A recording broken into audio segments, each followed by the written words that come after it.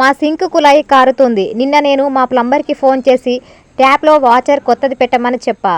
అతను sir watcher కాదు spindle మార్చాలి అన్నాడు. నా చిన్నతనంలో నేను చూశాను. లీక్ అవుతున్న నీటి కుళాయి కోసం ప్లంబర్ వచ్చి కుళాయి తెరిచి కొత్త రబ్బరు వాచర్ పెట్టేవాడు. అది నీరు కారడాన్ని ఆపేది. కుళాయి యథావిధిగా పనిచేసేది.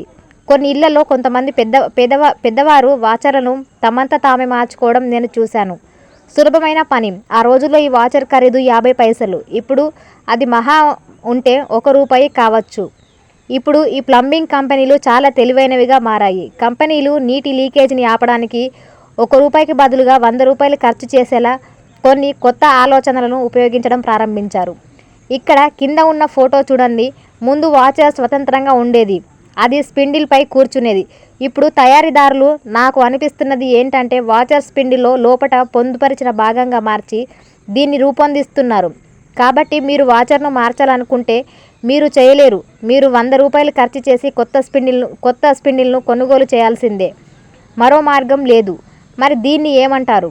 కనీసం ఆరంభంలో ఒక 20 సంవత్సరాలకు గాను సాఫ్ట్వేర్ అప్డేట్లను ఎప్పటికప్పుడు ఇస్తూ ఉండే విధంగా ఒక ఉత్పత్తిని దానికి అనుగుణమైన ధరలతో ఆపిల్ ఎందుకు తీసుకొని రాదు?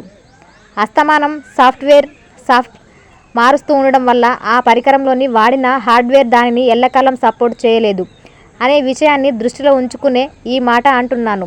ప్రతి 5-10 సంవత్సరాలకు మారకం పద్ధతిలో కొత్త ఐప్యాడ్, కొత్త మ్యాక్ ఎక్కువ డబ్బులు ఖర్చు పెడుతూ ఎందుకు తీసుకోవాలి? ఇదంతా మాయ. నా చిన్నతనంలో నేను చూశాను. లీక్ అవుతున్న నీటి కుళాయి కోసం ప్లంబర్ వచ్చి కుళాయి తెరిచి కొత్త రబ్బరు వాచర్ పెట్టేవాడు. అది నీరు కారడాన్ని ఆపేది. కుళాయి యథావిధిగా పనిచేసేది. కొన్ని ఇళ్లలో కొంతమంది పెద్దవారు వాచర్లను తమంతా తామే మార్చుకోవడం నేను చూశాను. సులభమైన పని. ఆ రోజుల్లో ఈ వాచర్ ఖరీదు 50 పైసలు. ఇప్పుడు అది మహా ఉంటే ₹1 కావచ్చు. ఇప్పుడు ఈ ప్లంబింగ్ కంపెనీలు చాలా తెలివిగా మారాయి. కంపెనీలు నీటి లీకేజీని ఆపడానికి ₹1కి బదులుగా ₹100 ఖర్చు చేసేలా